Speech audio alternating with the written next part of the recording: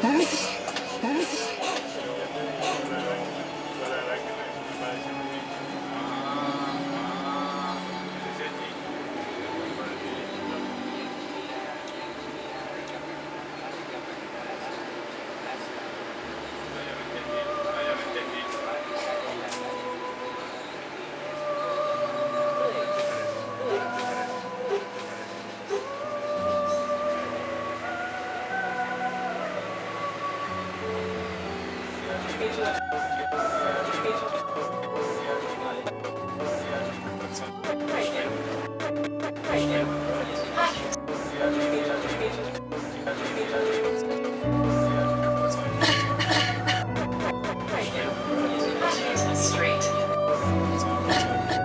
I was a kid, I used to think that pork chops and karate chops were the same thing.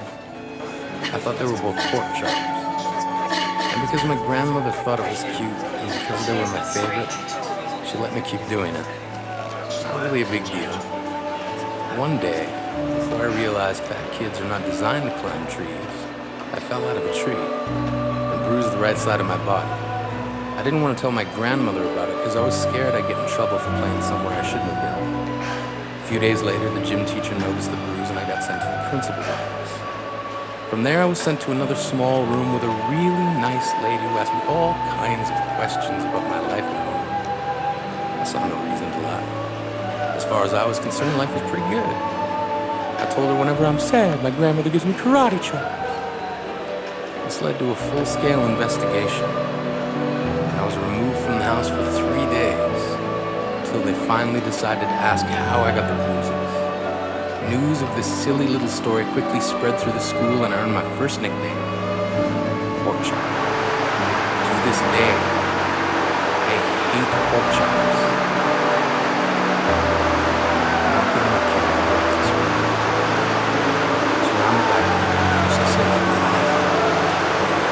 still so stubborn. As if broken bones hurt more than the names we got called them all. We grew up believing no one would ever fall in love with us, that we'd be lonely forever, that we'd never meet someone to make us feel like the sun was something that built for us in our tool shed. So broken heartstrings bled the blues as we tried to empty ourselves so we would feel nothing. Don't tell me that what's less than a broken bone, that an ingrown life is something surgeons can cut away, but there's no way for it to metastasize if it does. She was 8 years old. Our first day of grade 3 when she got called ugly. We both got moved to the back of class so we would stop getting bombarded by spitballs. But the school halls were a battleground where we found ourselves outnumbered day after wretched day. We used to stay inside for recess because outside was worse.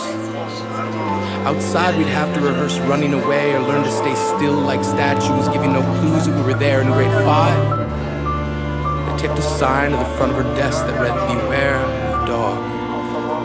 To this day, despite a loving husband, she doesn't think she's beautiful because of a birthmark that takes up a little less than half her face.